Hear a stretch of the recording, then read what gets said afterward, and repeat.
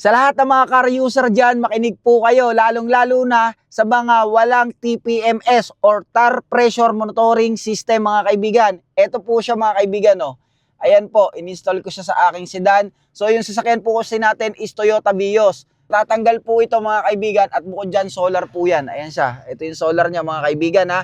At ito po kanyang 35, 35, 36, 36. Ayan po yung kanyang PSI mga kaibigan. So matatrack nyo na po ang inyong tire pressure mga kaibigan in real time. So, gumagana po siya using by solar po kaya hindi na rin po kayo mag-worry kung malolobat ba siya or hindi.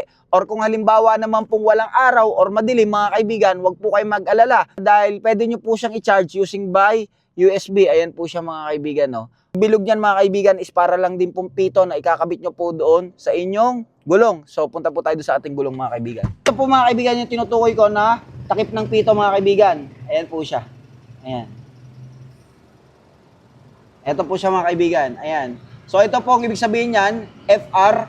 Ibig sabihin ito front right po mga kaibigan. So ibig sabihin lahat po ng mga pito ng gulong natin mga kaibigan is meron pong palatandaan kung para saan talaga siya. Kaya sa lahat ng mga walang TPMS mga kaibigan or Tire Pressure Monitoring System, ang sasakyan, order na kayo ito mga kaibigan. Nasa yellow basket lang yung link. Alright, 4 na piraso na po yung type na pito nito mga kaibigan na kaya po wala po kayong magiging problema. Ito po yung itsura niyan.